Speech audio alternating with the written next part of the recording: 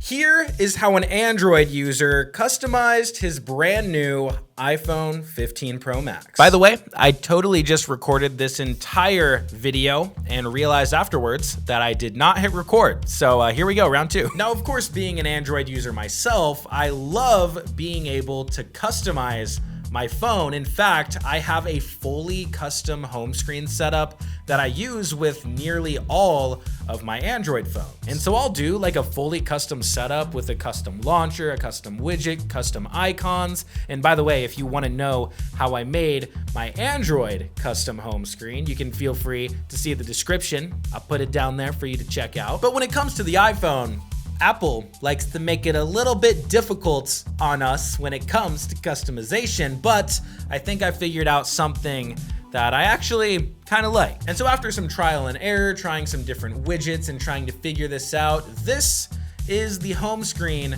that I've landed on for my iPhone 15 Pro Max. And now this video should be actually pretty short because it's actually a fairly simple process. Hopefully, it won't take you guys too long to set this up. It's literally just one app. So let's check it out. So the app I'm using here is called Widget. So just open up your app store, search for Widget or widgets is what it's actually called, and go ahead and download it. And by default, it is actually free. And with the free version, you are able to create one widget, which is actually all we need for this setup that I'm making right now. Or I think it's like $6 if you want to buy the full version. It's just a one-time payment, and then you can make a bunch of widgets. And once you have this app downloaded, go ahead and open it, and you have actually the option to create your own widgets from scratch. Or you can do what I did and go over to the Explore tab, and you can actually choose from a bunch of different pre-made widgets. However, because the widget that we're using is actually transparent and Apple does not natively support transparent widgets, well, we actually have to do a little bit of a workaround here. So you're gonna go ahead and go over to the Manage tab, and you're gonna see an option for Setup Transparency in the top right. And so what this is actually gonna do here is, instead of actually making the widget transparent, it's actually gonna set the background for the widget as the exact background that's on your wallpaper, so it'll kind of blend in like camouflage and actually just look transparent. And so you will have to screenshot your home screen to set this up, but first you do want to make sure that you are using the wallpaper that you want.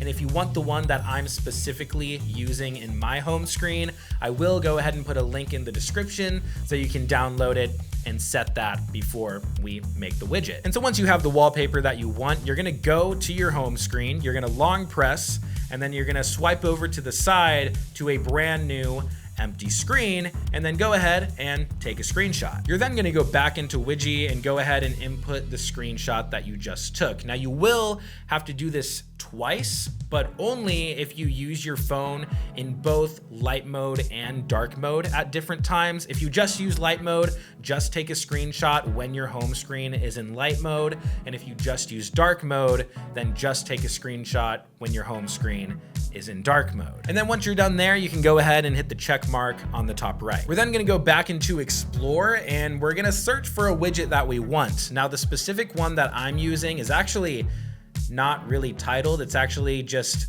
a dash or like a minus sign for some reason. But if you want to use the same one as me, go ahead and tap on that, and then you're gonna hit import widget. You're then gonna go to the manage section at the bottom, and you're going to find one of these medium widget slots. You can go ahead and just tap on medium number 1, and then you're gonna see the widget that you imported. So go ahead and tap on it, and you can go ahead and hit check if that's where you want your widget to be, or you can long press on the widget spot and drag it, you know, wherever you want it to be. You'll then get a pop-up that says apply theme. I said no to this. I haven't really tried it, but if you want to experiment with it, you can. And now back in the manage tab, you should see your widget there, and it is actually totally ready to go unless you want to edit it, which I do. So I'm gonna tap to customize, tap edit, and then tap edit widget. And then literally the only thing that I changed in here is I expanded the text section,